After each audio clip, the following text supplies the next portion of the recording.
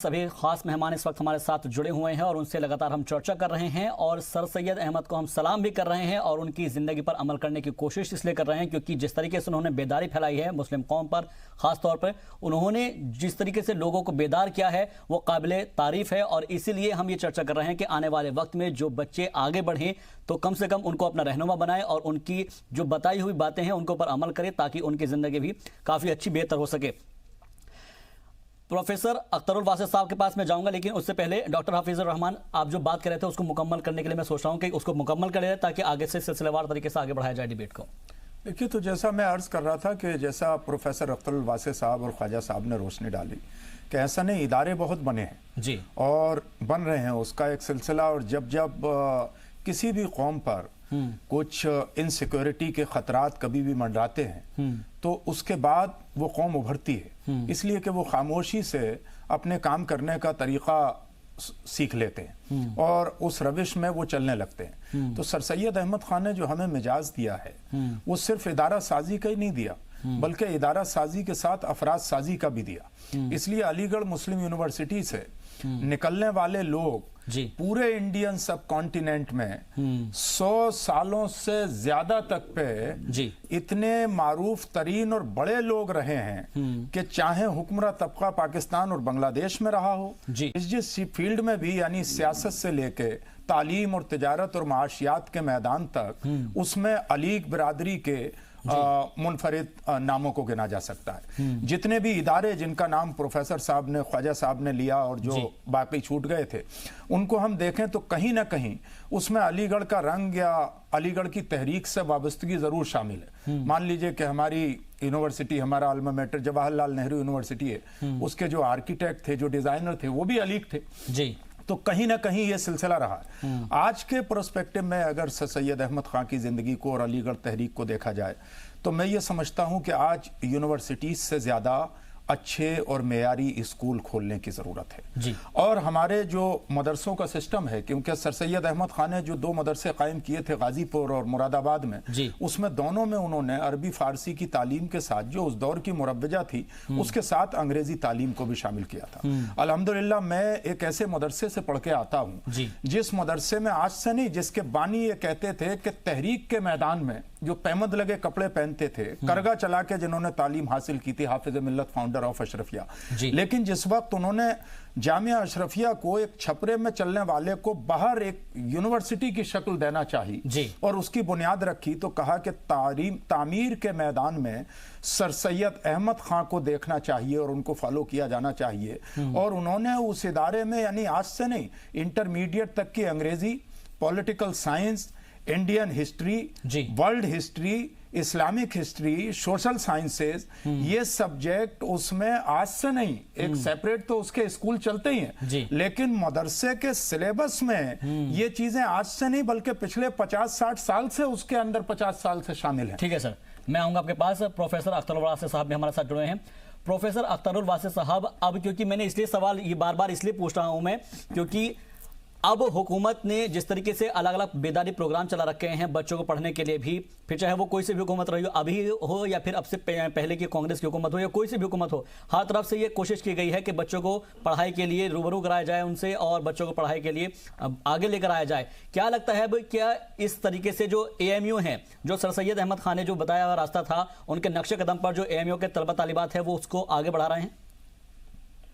नहीं, वो भी आगे बढ़ा रहे हैं। असल मसला देखिए, एक बात है, एक अलीगढ़ हमारी जरूरतों की किफालत नहीं कर सकता जी। ये बात हमें मान के चलनी चाहिए। दूसरी बात जो है वो मैं डॉक्टर हफीजुर रहमान साहब से बिल्कुल इत्तफाक करता हूँ। सर अलीगढ़ मुस्लिम यूनिवर्सिटी अलीगढ़ तहरीक का एक समरा है, एक फल है। बकिया अलीगढ़ तहरीक के और सर सैयद की तहरीक के मुख्तलिफ फैजान हैं और मुख्तलिफ पहलू हैं।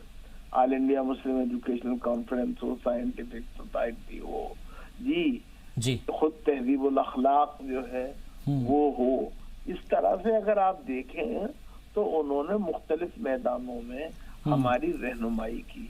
हमारी जबान, हमारी तहजीब, हमारा मजहब, ہماری ثقافت، کوئی چیز ایسی نہیں ہے جو سر سید اور ان کے رفقا اور ان کی تحریک سے بچی ہو. انہوں نے سب پہ ہمارے گہرے اثرات ڈالے ہیں. میں ایک بات آپ سے ذرا سا یہ کہنا چاہوں گا اور آپ کے توسط سے آپ کے ناظرین اور سامعین سے کہنا چاہوں گا کہ آج جو 17 اکتوبر کو 2002 کو صرف علی گڑھ کے فارغین کی ذمہ داری نہیں ہے بلکہ ہندوستان کے تمام مسلمانوں کی اور ذمہ داری ہے. اور وہ کیا ہے؟ 2 چیزوں پہ غور کرنے کی ہے.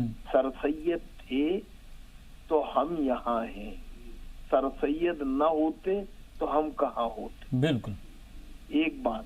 دوسری بات جو ہے وہ یہ کہ سر سید کے انتقال کو آج 121 سال بیت چکے ہیں.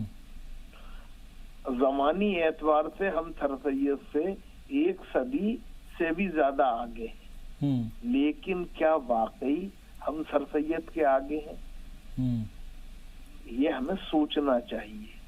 اور اس کا جواب بڑے افسوس کے ساتھ مجھے کہنے کی اجازت دیجیے کہ ہم سر سید کے آگے تو کیا ان کے پیچھے بھی نہیں ہیں، بلکہ ان سے بہت پیچھے. بالکل یہ بات بہت تکلیف دہ ہے. بالکل کافی تکلیف دہ بات ہے.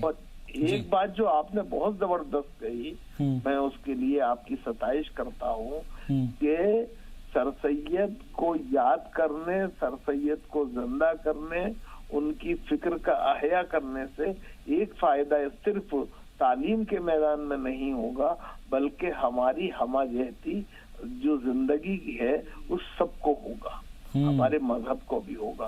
سر سید کے بارے میں ایک بات عام ہو گئی ہے کہ وہ ان کی نگاہ مستقبل پہ رہتی تھی. بالکل صحیح ہے، لیکن وہ ماضی سے بیزار نہیں تھے. اگر ماضی سے بیزار ہوتے تو وہ تاریخ فیروز شاہی، آئین اکبری اور آثار الصنادید جیسی کتابیں جو ہیں وہ ترتیب، تدوین اور تصنیف کے روپ میں ہمارے لیے چھوڑ کے نہیں جاتی. وہ قرآن کی تفسیر نہیں لکھتے. میں اگرچہ ان کی تفسیر کے جو مبادیات ہیں اور بنیادی تشریحات ہیں اس سے اختلاف رکھتا ہوں اور اتفاق نہیں کرتا ہوں، اور امت مسلمہ کا یہ عام ایک طرح سے اس پہ اجماع ہے. لیکن ایک بات کو میں نہیں بھول سکتا کہ سر سید نے ہماری مذہبی فکر میں اقلیت پسندی کے جس عنصر کو داخل کیا ان کے بعد اس سے کوئی اپنا دامن نہیں بچا پایا. بالکل. اور ایک بات جس پر کہ ڈاکٹر حفیظ الرحمان بار بار زور دے رہے تھے، وہ بالکل صحیح ہے، وہ محض ادارہ ساز نہیں تھے، وہ افراد ساز بھی تھے. اور ہمیں ایک سبق ان سے جو اور ملتا ہے وہ یہ کہ ہمیں اتحاد کے ساتھ، اتفاق کے ساتھ، ایک دوسرے کے ساتھ مل جل کے اپنے معاشرے کی تعمیر و ترقی کے لیے کام کرنا چاہیے. ان کے ساتھ ڈپٹی نذیر احمد بھی ہیں، الطاف حسین حالی بھی ہیں، چراغ علی بھی ہیں، محسن الملک بھی ہیں، وقار الملک بھی ہیں. ان کے ساتھ جو ہے وہ ہم دیکھتے ہیں علامہ شبلی نعمانی بھی ہیں، مولوی ذکا اللہ بھی ہیں. بالکل کافی جو ہے ان لوگوں کا نام اس کے اندر جڑتے چلے جائیں گے، کیونکہ اگر بحث اس کو چرچا کو آگے بڑھاؤں گا تو میرے خیال سے شاید وقت بھی کم پڑ جائے گا. بہت بہت شکریہ پروفیسر اختر الواسع صاحب آپ کا. اور اس وقت ہمارے ساتھ 2 اور مہمان جڑے ہوئے ہیں لگاتار. خواجہ افتخار صاحب، اب میں آپ کے پاس آؤں گا اور سمجھنا چاہوں گا کہ سچر کمیٹی کی طرف سے جو رپورٹ پیش کی گئی تھی اس کو سبھی کو معلوم ہے کہ کس طریقے سے مسلمانوں کے حالات ہیں، اور جس طرح سے پروفیسر واسع صاحب ابھی جو بات کر رہے تھے کہ اگر سر سید نہ ہوتے تو ہم کہاں ہوتے، اس بات کے اوپر غور کرنے کی ضرورت ہے. واقعی میں اگر وہ روشنی نہیں جلاتے یا وہ شمع نہیں جلاتے تو آج ہم علم کی روشنی سے بہت دور ہوتے. دیکھیے، آپ نے سچر کمیٹی کا ذکر کیا. جی، سچر کمیٹی کی جو سفارشات ہیں اس کے بارے میں میرا ذاتی نظریہ یہ ہے کہ اس ملک میں لگ بھگ 2014 سے پہلے تک جی کانگریس کی حکومت رہی، کانگریس اقتدار میں رہی، اور اس نے بہت سارے مسلمانوں کے حوالے سے ادارے قائم کیے. مجھے یہ کہنے میں کوئی تعمل نہیں ہے کہ جتنے بھی ادارے قائم ہوئے وہ سب اسی کے دور میں قائم ہوئے. لیکن اس کے ساتھ ساتھ مجھے یہ بھی کہنے دیجئے کہ جو اہداف کاغذوں پر لائے گئے، جن کو وعدے اور وعید میں پیش کیا گیا، مینیفیسٹو میں شامل کیا گیا، زمین پر وہ اہداف حاصل نہیں ہو سکے. اس لیے میں ہمیشہ یہ کہتا ہوں کہ کانگریس پر جو الزام ہے بنیادی وہ ہے کہ انہوں نے اقدامات تو کیے انہوں نے، لیکن عمل درآمد کے حوالے سے وہ مجرم کے کٹہرے میں کھڑے ہیں. اور اس کے ساتھ ساتھ یہ کانگریس ہی تھی، ڈاکٹر منموہن سنگھ کا دور تھا جب یہ ہائی پاور کمیٹی بنی، جس کے جسٹس راجندر سچر جو ہیں ان کو یہ ذمہ داری دی گئی، اور انہوں نے بہت سے انکشافات مسلمانوں کے حوالے سے کیے، چاہے وہ ملازمتوں کا معاملہ ہو، چاہے وہ تعلیم کا معاملہ ہو، چاہے وہ سماجی پستی کا معاملہ ہو، چاہے وہ رہن سہن کے معاملات ہوں، وغیرہ وغیرہ. اور اس نے رپورٹ نے یہ ثابت کیا کہ ہندوستان کا مسلمان جو ہمارا معاشرہ کل ہے، اس کل معاشرے میں جو سب سے زیادہ پست ترین طبقہ ہے، ہم اس کے نیچے آتے ہیں. بالکل. تو یہ وہ ثمرہ ہے، یہ وہ تحفہ ہے جو ہمیں کانگریس کے ذریعے سے ہندوستان کے مسلمان کو ملا. تو سچر کمیٹی کی تو بات یہ ہے. ہاں یہ ضرور ہے کہ سچر کمیٹی سے بہت ہمارے معاشرے کے اندر بہت سارے لوگوں کے ذہن کھلے، ان کی فکر کھلی، ان کے کام کرنے کے انداز اور ان کے طریقہ کار میں تبدیلی پیدا ہوئی، اور اس طبقے میں جو بنیادی طور سے پہلے کرتا ہے اس کے میں یہ احساس پیدا ہوا کہ اب کوئی راستہ بچا نہیں ہے. جیسے میں نے پہلے مرحلے پر بابری مسجد کی بات کی تھی، میں دوسرے پڑاؤ کی بات کرتا ہوں سچر کمیٹی، کہ اس نے یہ ثابت کر دیا کہ اب تعلیم کی طرف جائے بغیر کوئی راستہ نہیں ہے. لہذا تعلیم کے ساتھ ساتھ مسلمان تعلیم کی طرف بھی بڑھنے لگا اور تجارت کی طرف بڑھنے لگا. لیکن کچھ اور بنیادی بات ہے جس کو آج کرنے کی ضرورت ہے. بالکل.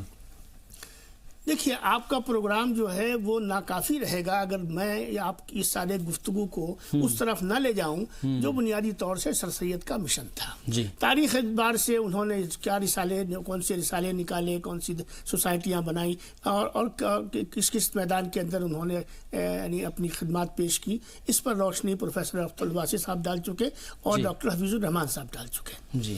میں فکر کی طرف اس بحث کو لے جانا چاہتا ہوں. دیکھیے، سر سید علیہ الرحمہ کی جو بنیادی کنٹریبیوشن میں مانتا ہوں، وہ سب سے بڑی کنٹریبیوشن یہ ہے کہ کمزور حالات میں جس وقت معاشرہ جو ہے وہ بے راہ روی کا شکار ہے اور اسے روشنی کہیں سے دکھائی نہیں دے رہی اور کوئی دریچہ کھلا نظر نہیں آ رہا، اور اقتدار سے محرومی جو ہے وہ اس حد تک ہو چکی ہے کہ اقتدار کی واپسی کا بظاہر دور دور تک کوئی امکان موجود نہیں ہے. سیاست میں اور قیادت میں، تہذیب میں، تمدن میں، اخلاقیات میں، روایات میں، معاملہ فہمی میں، زمین کے کسی بھی پہلو میں اور کسی بھی گوشے میں آپ اپنے آپ کو ہر جگہ پر پستی اور پستی کے علاوہ کہیں اور پاتے نہیں ہیں. ایسے حالات میں یا تو آدمی احساس کمتری یا احساس کیتری میں مبتلا ہو جاتا ہے، یا وہ ایسی صورتحال کو کوئی شخص غنیمت جانتا ہے اور وہ اس کے اندر کھڑا ہو جاتا ہے. تو سر سید کھڑے ہوئے. ایک بات. دوسری بات جو میں کہنا چاہتا ہوں وہ یہ ہے کہ دیکھیے، سر سید نے کس کے ساتھ معاملہ کیا. سر سید نے انگریز کس کو ساتھ میں لیا. جب اینگلو اورینٹل کالج بنا تو وہاں پر یہ نہیں چلا جو آج چلتا ہے جامعہ میں اور علی گڑھ میں اور ہمارے مسلم اداروں میں کہ جیسے بھی ہو ہمیں ہر حال میں مسلمان کو ہی رکھنا ہے، یہ سوچ کر کہ بھئی مسلمان کو یہاں نہیں رکھا جائے گا تو ہم کہاں رکھیں گے. اس میں جو میرٹ کو کمپرومائز ہم نے کیا ہے وہ سر سید کی بنیادی فلسفی اور بنیادی فکر سے ہم متواتر انحراف کرتے چلے آ رہے ہیں. سر سید کی فکر یہ تھی کہ آپ اہل معاملہ کے ساتھ، اہل اقتدار کے ساتھ، اہل حکومت کے ساتھ میں اپنے معاملات کو رکھیے اور یہ سیکھیے کہ کس طریقے سے نامصائب حالات میں آپ اپنے مسائل اور اپنے معاملات کو حل کراتے ہوئے اور چیزوں کو آگے بڑھا سکتے ہیں۔ آج کی صورتحال میں جو ہے آج کے تناظر میں سر سید اگر حیات ہوتے تو ان کا طرز عمل کیا ہوتا؟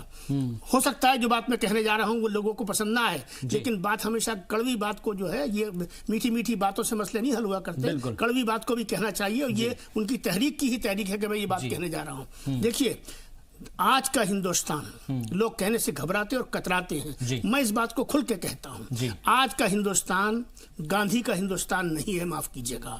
اس گاندھی کی عزت ہو رہی ہے، آگے بھی ہوگی، اس سے مجھے انکار نہیں ہے۔ گاندھی بابا قوم کل بھی تھے، آگے بھی رہیں گے، اس سے بھی کسی کو انکار نہیں ہے۔ لیکن جو بنیادی بات سمجھنے کی ہے وہ یہ ہے کہ آج اس ملک میں جس آئیڈیالوجی کا دور دورہ ہے وہ ہے ہندوتوا۔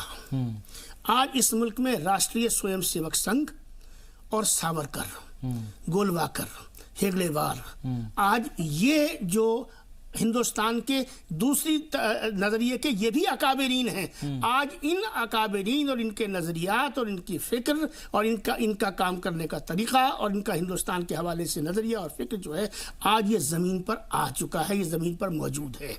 اس صورتحال میں اگر سر سید ہوتے تو وہ خالی یہ کام نہ کرتے کہ ان کو جو ہرا دے اس کے ساتھ میں جڑ جاؤ، بلکہ وہ مذاکرے میں جاتے، وہ ڈائیلاگ میں جاتے، وہ ان کے ساتھ میں بیٹھتے۔ میں علی گڑھ تحریک کو اور علی گڑھ مسلم یونیورسٹی کو بالخصوص آج کے اس صورتحال میں یہ پیغام دینا چاہتا ہوں کہ مجھے یہ سمجھ نہیں آتا کہ ہمارے اکابرین، ہمارا انٹلیکچوئل طبقہ، ہمارے پڑھے لکھے لوگ یہ آر ایس ایس کے ساتھ، بی جے پی کے ساتھ اور دیگر جو لوگ نظریات مختلف رکھتے ہیں زندگی کے شعبہ جات کے اندر جو ہے، ان سے ملنے سے کیوں گھبراتے ہیں؟ کیا آپ کی تیاری میں کمی ہے؟ کیا آپ کے مطالعے میں کمی ہے؟ کیا آپ کے مشاہدے میں کمی ہے؟ کیا آپ کسی احساس کمتری کا شکار ہیں؟ کیا آپ اس بات سے خوف زدہ ہیں کہ اگر میں ان سے مل لیا تو مجھ کو لوگ کیا کہیں گے؟ جو لوگ یہ سوچتے ہیں کہ لوگ کیا کہیں گے وہ کبھی آزاد فکر کے متحمل نہیں ہوتے۔ جو لوگ یہ سوچتے ہیں کہ ہم جو ہیں اب وہ مخالف سے اگر مل گئے تو پتہ نہیں دنیا ہمیں کیا کہے گی، میں نے زندگی میں کبھی اس بات کی پرواہ نہ کل کی تھی نہ آج پرواہ کرتا ہوں، اس لیے کہ یہ ضروری ہے کہ مخالف کے ساتھ بیٹھیے، پل بنائیے، دریچے کھولیے، راستہ بنائیے، اور اگر اس راستے کو آپ نے اختیار نہ کیا تو آپ اور میں تو یہ باتیں 1996 سے کر رہا ہوں، یہ میں اچانک نہیں کر رہا ہوں، یہ باتیں آج آپ کہاں پہنچ گئے اور کل کو آپ کہاں پہنچنے والے ہیں۔ اگر آپ سر سید کے ساتھ ذرا بھی کوئی وابستگی رکھتے ہیں تو آپ کو ایک نئی فکر کی طرف، ایک نئی جہت کی طرف، ایک نئے نظریے کی طرف آپ کو چلنا پڑے گا، اور جو نظریہ یہ ہے کہ آپ بین المذاہبی مفاہمت کی طرف بھی بڑھیے اور اس کے ساتھ ساتھ ہم آہنگی کی طرف بھی بڑھیے، اور نئی سیاست اور اس کے جو نئے تقاضے ہیں اور اس کے اندر جو نئے نظریات آ گئے ہیں جنہوں نے اپنی جڑوں کو جما لیا ہے، ان کے ساتھ میں مخالفت کا خالی رویہ اختیار کر کے اس قوم کو مدھار میں مت دھکیلیے، بلکہ آئیے ٹیبل پر بیٹھیے اور راستے اور دریچے کھولنے کی کوشش کریے۔ بہت عمدہ، بہت اچھی آپ نے بات کہی، اور اس لیے میں نے ڈیبیٹ کی جب شروعات کی تھی تو اس کے اندر یہی کہا تھا کہ لوگ جب مل کر ساتھ چلتے ہیں راستے خود بخود نکلتے ہیں، جب تک آپ ملیں گے نہیں، بات نہیں کریں گے، ایک دوسرے کو نہیں جانیں گے، ان کی باتوں کو غور و خوض نہیں کریں گے اس کے اوپر، تو چرچا کیسے آگے بڑھے گی؟ اور ایک دوسرے کے اندر اختلاف ضرور ہوتا ہے، لیکن اختلاف کے باوجود بھی لوگوں کو سمجھنا یہ چاہیے کہ آخر ان کے معاملے میں اور ہمارے معاملے میں کیا کچھ پریشانیاں ہیں، دونوں مل کر سارٹ آؤٹ کریں۔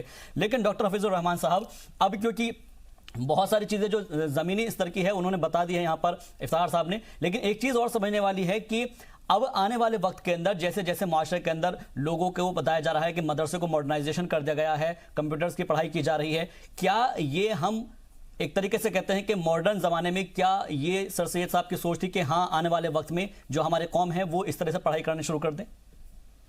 دیکھیے کہتے ہیں نا کہ creation as the need of demand. جی، جب بھی ڈیمانڈ ہوتی ہے، ایک وقت ایسا تھا کہ ہمارے پاس جو ہے وہ موبائل فون نہیں ہوتے تھے، اور کسی کو اگر وائرلیس پر بات کرتے ہوئے دیکھتے تھے تو انسان کو بڑا عجیب لگتا تھا کہ یہ وداؤٹ وائر کے کیسے کام کر رہا ہے۔ بالکل، اب موبائل ٹیکنالوجی کا زمانہ ہے، لوگوں کے پاس موبائل ہے، اس کے جہاں بہت سارے نقصانات ہوں گے وہاں اس کے فائدے یہ ہوئے ہیں کہ ایک رکشہ پولر انسان بھی، بنا پڑھا لکھا انسان بھی کم از کم موبائل کی زبان سے اتنا ضرور جان گیا ہے کہ واٹس ایپ کیا چیز ہے، میسج کیسے کیا جاتا ہے، کس طرح سے میسج ریسیو کیا جاتا ہے، وہ وائس کالنگ بھی کرتا ہے اور ویڈیو کالنگ بھی کرتا ہے۔ بالکل ٹھیک ہے، تو ظاہر سی بات ہے کہ سر سید نے جو بنیاد ڈالی उन्होंने उस वक्त आज के हालात के तकाज़ों को महसूस किया था। उन्होंने जिस मदरसे की बुनियाद डाली थी, उन मदरसों में उन्होंने दुनियावी तालीम को शामिल किया था और मजहबी उलूम जो मुरव्वजा थे उनको भी शामिल किया था। ऐसा नहीं था कि उसमें कोई तहरीफ कर दी थी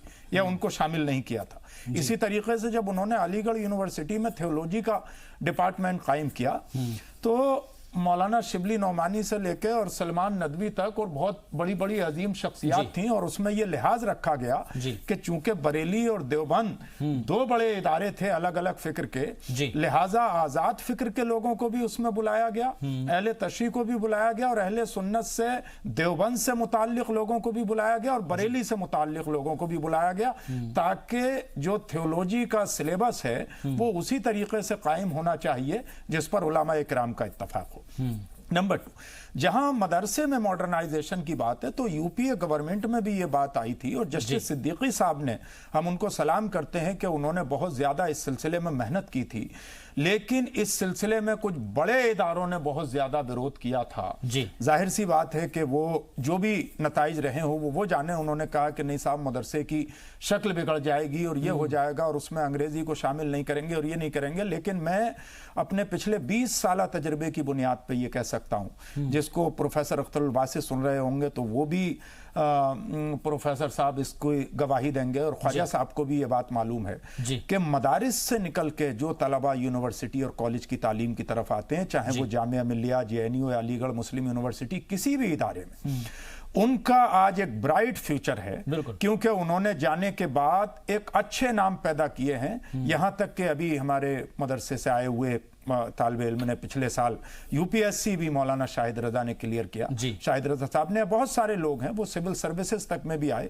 और वो माशी एतबार से खुद कफील हो जाते हैं। तो कम से कम उनके अंदर ये खुददारी डेवलप हो जाती है कि वो दीन को, ताबीज को, दुआ को, तकरीर को, पीरा मुरीदी को, इन चीजों को कभी भी अपनी जात के लिए मताए कारोबार नहीं बनाना चाहिए। आज सर सैयद के नजरिए के मुताबिक अपने अंदर एक तो इज्तिमाइयत लाने की जरूरत है। हमारा मिजाज ये हो गया है कि जो बात हमारे खिलाफ है या हमारे मिजाज के मुताबिक नहीं है, हम उस बात को सिर्फ क्रिटिसाइज ही नहीं करते बल्कि उस बात के कहने वाले इंसान को अपना दुश्मन समझने लगते हैं। जिस तरीके से सर सैयद अहमद खां की मुखालफत की गई, जिस तरीके से सर सैयद अहमद खां के इदारे में ही बैठे हुए लोगों ने हिंदुस्तान और पाकिस्तान की जब तकसीम हुई, पाकिस्तान बना, तो मौलाना आजाद की पूरी ताकत से मुखालफत की। लेकिन आज वो मुखालफत करने वाले अगर जिंदा होंगे तो अपने आप में शर्मिंदा होंगे, इसलिए कि उन्हें लगता था कि उस वक्त जो मौलाना आजाद कह रहे थे उसी बात के साथ चलना चाहिए था। और सर सैयद अहमद खान ने अपने जमाने में जो किया, हर दौर के तकाजे होते हैं।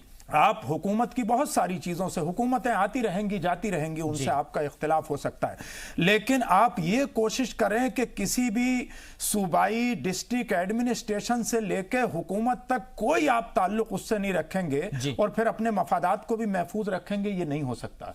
अगर आपको अपने इदारे, मान लीजिए कोई भी सरकार आती है, वो अलीगढ़ यूनिवर्सिटी और जामिया मिल्लिया को बंद तो नहीं कर देती, उनके एड में कट ऑफ तो नहीं कर देती, वक्फ बोर्ड या जितने माइनॉरिटीज के इंस्टीट्यूशन चल रहे हैं, फिर यह मसला सिर्फ मुसलमानों के साथ क्यों है? जिस तरीके से अपने साथ रिफॉर्म पारसी कम्युनिटी, जो माइक्रो स्मॉल कम्युनिटी है, उसने किया है, जैन कम्युनिटी ने किया है, सिख कम्युनिटी ने किया है, क्रिश्चियन कम्युनिटी ने किया है। आज अगर देश के अंदर मसला है तो सिर्फ दो बड़ी मेजॉरिटीज के अंदर है, ये माइनॉरिटी में नहीं है, बल्कि एक फर्स्ट मेजॉरिटी है हिंदू मेजॉरिटी और दूसरी सेकंड लार्जेस्ट मेजॉरिटी है जिसे हम मुस्लिम कम्युनिटी कहते हैं। और यह जरूरी है हिंदुस्तान के मुस्तकबिल के लिए कि इन दोनों कम्युनिटीज के बीच इख्तिलाफ कम से कम हो, इनके बीच इत्तेहाद रहे, इनके बीच डायलॉग रहे। हुकूमत किसी की भी आए, वो आती और जाती रहेंगी, लेकिन हिंदुस्तान को हेल्थ में, माशियात में, एजुकेशन में, बॉर्डर पर एक मजबूत मुल्क बनाने के लिए, दुनिया का अजीम तरीन मुल्क बनाने के लिए हम सबके अंदर जिस तरह और माइनॉरिटी कम्युनिटीज के अंदर इत्तेहाद है, इसी तरीके से इत्तेहाद करना पड़ेगा और ये कदम उठाने पड़ेंगे। उसके लिए चाहे वो गुफ्तो शुनूद से मसले हल होते हों, बिल्कुल बातचीत से ही रास्ता खुलेगा और आने वाले वक्त के अंदर जब बातचीत होगी तो बातचीत से ही रास्ते खुलते चले जाएंगे। बहुत बहुत शुक्रिया आप दोनों मेहमानों का हमसे जुड़ने के लिए। जुमला कहना चाह रहा हूं जी। دیکھیے میں آخر میں صرف ایک جملہ اپنے ناظرین اور سامعین کے سامنے رکھنا چاہتا ہوں. دیکھیے اتحاد کی باتیں کرتے کرتے اور ہوتے ہوتے یہ وقت آ گیا اور ہمیں صرف انتشار خلفشار اس کے علاوہ ہمیں کچھ ملا نہیں. بس صرف میں یہ آخر میں جو بات کہنا چاہ رہا ہوں کہ اب جس دور میں ہندوستان کا مسلمان ہے اس کو اشتراک عمل کی طرف بڑھنا چاہیے. اتحاد کو چھوڑیے, اشتراک کی طرف بڑھیے. ٹھیک ہے, بہت اچھی بات آپ نے کہی. آپ دونوں کا بہت بہت شکریہ. اور کل ملا کر سر سید احمد صاحب کو ہم سلام اسی کے ساتھ کرتے ہیں کہ خدا نے آج تک اس قوم کی حالت نہیں بدلی جس کو خیال خود نہیں اپنے بدلنے کا. دیجیے اجازت, دیکھتے رہیے زی سلام.